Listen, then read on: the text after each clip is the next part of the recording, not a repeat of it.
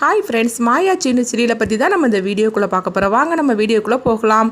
ரகுராம தான் காட்டுறாங்க. அவங்க குடும்பத்தோட கோயிலுக்கு வந்துருந்தாங்க. அப்போ ரகுராம வந்து அவங்க கதையை முடிக்கணும்னு சொல்லிட்டு புவனேஸ்வரி திட்டத்தை போட்டிருக்கிறாங்க. அதுபடி பார்த்தோம்னா ஒருத்தர் வந்து அவங்களும் வந்து அந்த பூஜையில் கலந்துக்கிட்ட மாதிரிக்கு ஒரு குடத்துல மஞ்சள் தண்ணி எடுத்துகிட்டு வராங்க. அது எல்லாமே புவனேஸ்வரி ஏற்படுத்தின ஆளாக தான் இருக்குது. அந்த மஞ்சள் தண்ணியோட அவங்க வந்து பெட்ரோலையும் ஊற்றி கொண்டுட்டு வராங்க. அவர் கண்டதுமே மகாலிங்கம் வந்து கண்ணை கட்டுறாங்க. உடனே வந்து அவங்களும் கண்ணை கட்டுறதாங்க. அடுத்து பார்த்தோம்னா ரகுராம் தலையில் எல்லாருமே மஞ்சள் தண்ணியை வந்து ஊற்றவும் அவரும் வந்து அந்த குடத்தில் எடுத்துகிட்டு வந்து அந்த தண்ணியை ஊற்றுறாங்க. இந்த விஷயம் தெரியாமல் வந்து ரகுராம் வந்து கொஞ்ச நேரத்தில் தீ மிதிக்கிறதுக்காக போகிறாங்க. இப்படி நடந்துட்டுருக்கு. இங்கே பார்த்தோம்னா அந்த ஒருத்தர் வந்து ரெடி பண்ணினார்லாம் மஞ்சள் தண்ணியில் வந்து பெட்ரோலை ஊற்றி அவருடைய பொண்ணு வந்து அந்த அவங்க வீட்டில் வந்து கொஞ்சோண்டு அந்த தண்ணியை வச்சுருந்துருக்கிறாரு. அதை எடுத்து அவங்க தெரியாமல் குடிச்சிருந்தாங்க. இதனால அவங்க வந்து ஆபத்தான ஒரு நிலைமையில அந்த குழந்தை வரவும் இதை கண்டுட்டு அவங்க அம்மா வந்து அலற ஆரம்பிச்சிருந்தாங்க. ஐயோ அப்படின்னு சொல்லிக்கிட்டு அப்போ மாயா அந்த பக்கமாக வரவும் என்னாச்சுமா அப்படிங்கிறாங்க.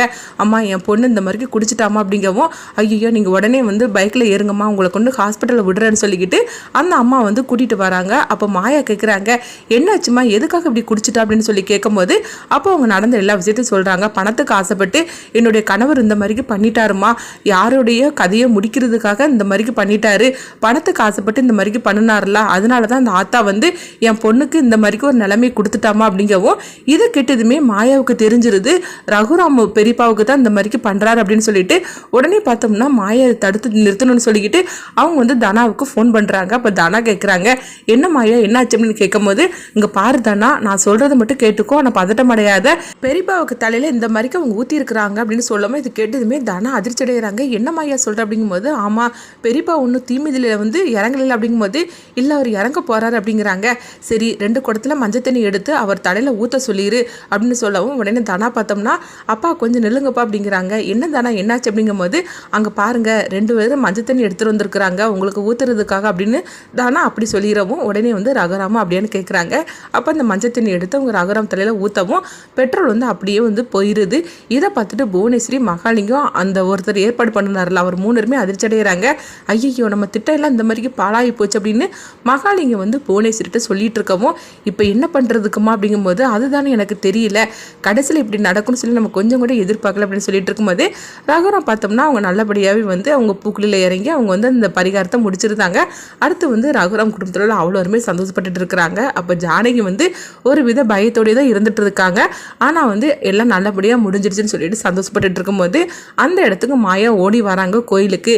பெரியப்பா நல்லபடியாக வந்து தீமிதி விழாவில் வந்து அந்த பூஜை பண்ணிட்டார்ல அப்படிங்கும்போது ஆமாம் மாயா ஏன் இப்படி பதட்டம் அடைகிற, ஒன்றும் பிரச்சனை இல்லை அப்படின்னு சொல்லவும் அப்போ தானா வந்து நடந்த உண்மையில சொல்கிறாங்க. அம்மா இந்த மாதிரி நடந்து போச்சுமா அப்படிங்கும்போது என்னதுக்கு சொல்கிற, என்னால் நம்பவே முடியல அப்படின்னு ஜானகி சொல்லும் போது ஆமாம்மா அப்படிங்கிறாங்க. இது எல்லாம் திட்டம் போட்டது யார் அப்படின்னு கேட்கும்போது யார், அந்த புவனேஸ்வரி தான் அப்படின்னு மாயா சொல்லவும் இது கேட்டதுமே ஜானகி அப்படியே ருத்ரதாண்டம் ஆட ஆரம்பிச்சிருந்தாங்க. அடுத்து பார்த்தோம்னா புவனேஸ்வரியை வந்து அவங்க ஒரு மரத்தில் கெட்டி வச்சு வெளுன்னு வெளுத்து வாங்கிட்டு இருக்கிறாங்க.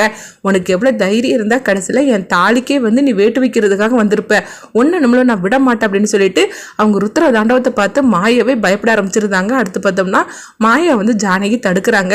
பெரியம்மா நம்ம கொடுக்க வேண்டிய இதை கொடுத்தாச்சுது போரும் பெரியம்மா வாங்க அப்படின்னு சொல்லவும் அப்போ மாயா வந்து புவனேஸ்வரிட்ட சொல்கிறாங்க இங்கே பாரு இதுக்கு மேலே தேவையில்லாமல் எங்கள் வீட்டு பிரச்சனை நீ தலையிட்டு இருக்காத, நீ இந்த மாதிரி பண்ணேன்னா அப்புறமா என்னால் கூட உன்னை காப்பாற்ற முடியாது அப்படின்னு சொல்லவும் ஒழுங்கு மரியாதையாக கார்த்தியே இருக்கிற இடத்தையும் ஒழுங்கு மரியாதை உண்மையை சொல்லிடு, இதோட எங்கள் குடும்பத்தோட பிரச்சனையிலேருந்து நீ விலகிரு, இதுக்கு மேலே நீ வந்து தலையிட்டு இருந்தேன்னா அப்புறமா என்ன ஆகும்னு தெரியாது, பெரியப்பாவை வந்து உன்னை என்ன பண்ணுவார்னு தெரியும்ல, அவருக்கு விஷயம்லாம் தெரியாதனால தான் அவர் பேசாமல் இருந்துகிட்ருக்கிறாரு, எல்லா விஷயம் அவருக்கு தெரிஞ்சுன்னு வச்சுக்கோங்க, அதுக்கப்புறமா உன் குடும்பத்தையே இல்லாமல் ஆக்கிடுவார் அப்படின்னு சொல்லிட்டு மாயா வந்து புவனேஸ்வரிட்ட சொல்லிட்டு போகவும் புவனேஸ்வரி வந்து பயங்கரமாக கோபத்தோட எங்கள் வீட்டுக்கு வராங்க. வீட்டுக்கு வந்ததுமே மகாலிங்க கேட்குறாங்க என்னம்மா என்ன ஆச்சு அப்படின்னு சொல்லி கேட்கும்போது அப்போ புவனேஸ்வரி வந்து சொல்கிறாங்க இது எல்லாத்துக்கும் காரணம் அந்த மாயாவோ ஜானகி அப்படிங்கிறாங்க. இது கேட்டதுமே மகாலிங்க வந்து அதிர்ச்சி அடைகிறாங்க. என்னம்மா இப்படி ஒன்று அடித்து வெளுத்திருக்காளோல அப்படின்னு சொல்லும் போது ஆமாம் இதை நான் மறக்கவே மாட்டேன் அப்படின்னு சொல்லமோ அப்போ மகாலிங்க மனசுக்குள்ளே நினைக்கிறாங்க நீங்களும் வந்து ஒவ்வொரு திட்டமாக தான் போட்டுட்டு இருக்கிறீங்க, ஆனால் கடைசியில் மாயா வந்து தவிடு பொடி ஆக்கிட்டு இருக்கிறா, என்ன பண்ணுறதுக்கு உங்கள் நிலமை அப்படியா இருக்குது அப்படின்னு மகாலிங்க நினைக்கவும் என்னையா நீ நினச்சிட்டு இருக்க அப்படின்னு புவனேஸ்வரி கேட்கும்போது ஐயோ அதெல்லாம் ஒன்றும் இல்லைம்மா டாக்டரை வரவில்லைங்க அப்படின்னு சொல்லிட்டு இருக்கிறாங்க. அடுத்துங்க பார்த்தோம்னா மாயாவும் ஜானகி வீட்டுக்கு போகவும் அப்போ வந்து ஜானகி வந்து ரொம்பவே வந்து சோகத்தோடு இருந்துட்டு இருக்கிறாங்க. அப்போ வந்து அவங்க ரகுராம் கேட்குறாங்க, என்னாச்சு ஜானகி, என்ன விஷயம் அப்படின்னு கேட்கும்போது ஜானகி வந்து அழ ஆரம்பிச்சிருந்தாங்க. என்னாச்சுன்னு சொல்லு அப்படின்னு கேட்கும்போது அப்போ வந்து தனாவும் அங்கே வந்துருந்தாங்க. அப்போ ரகுராம் கிட்ட எல்லாம் உண்மையை சொல்கிறாங்க. அப்பா மாயா மட்டும் கரெக்டான நேரத்தில் ஃபோன் பண்ணி சொல்லலைன்னா இன்றைக்கி உங்கள் நிலைமை என்ன ஆயிருக்குன்னு தெரியல, அதை நினச்சி தான் அம்மா அழுதுகிட்டு இருக்காங்க அப்படிங்கவும் இதை பார்த்ததுமே ரகுராம் வந்து அதிர்ச்சி அடைகிறாங்க. உடனே தனா வந்து மாயாவை கூப்பிட்றாங்க. மாயா நீங்கள் வா அப்படின்னு சொல்லும் போது மாயாவும் வராங்க. அப்போ வந்து ரகுராம் கிட்ட தனா சொல்கிறாங்க, அப்பா நீங்கள் மாயாவை எப்பவும் போல் உங்கள் பொண்ணாக ஏற்றுக்குங்கப்பா. உண்மையில் சொல்ல பொண்ணாக்கி உங்களை எல்லா பிரச்சனையும் தீர்க்கறதுக்காக தான் மாயா எல்லா வித கஷ்டமும் பட்டுட்ருக்கிறா. அவளை ஏன்பா நீங்கள் வந்து வேண்டான்னு சொல்லி ஒதுக்குறீங்க அப்படிங்கவும் அப்போ ஜானகி சொல்கிறாங்க, ஆமாங்க மாயா மட்டும் இல்லைன்னா இன்றைக்கி என்ன இருக்குமோ தெரியல, என் மாங்கல்யத்துக்கு என்ன பிரச்சனை வந்திருக்குன்னு தெரியும்ல அப்படின்னு சொல்லவும் அப்போ உடனே வந்து ரகுராம் வந்து மாயாவை பார்க்குறாங்க. மாயா எதுவுமே பேசாமல் அமைதியாக இருந்துட்டு இருக்கும்போது அப்போ வந்து மாயாவை பற்றி ரகுராம் சொல்கிறாங்க, என்ன இருந்தாலும் சரிதான், இவ செஞ்சது தப்பு நிறைய இருக்குது, அதுலேருந்து வெளியே வந்தால் மட்டும்தான் நான் இவளை மன்னிப்பேனே தவிர இல்லைன்னா மன்னிக்க மாட்டேன் அப்படிங்கிறாங்க.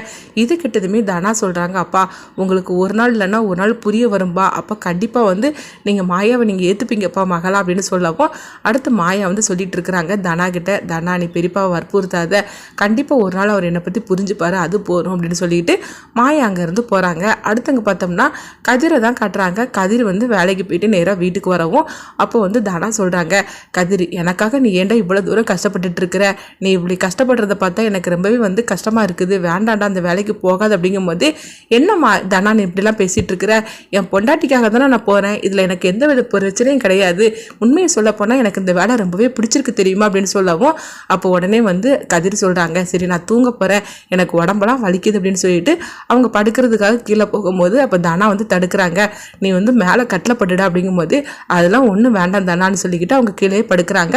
படுத்து தனா இது கதிர் வந்து தூங்கிறவும் தனா வந்து கதிர் பக்கத்திலேயே வந்து அவங்கள பார்த்துக்கிட்டே இருக்கிறாங்க. இந்த மாதிரி நடந்துட்டு இருக்கு. அடுத்தவங்க பார்த்தோம்னா பத்மா பார்வதி தான் காட்டுறாங்க.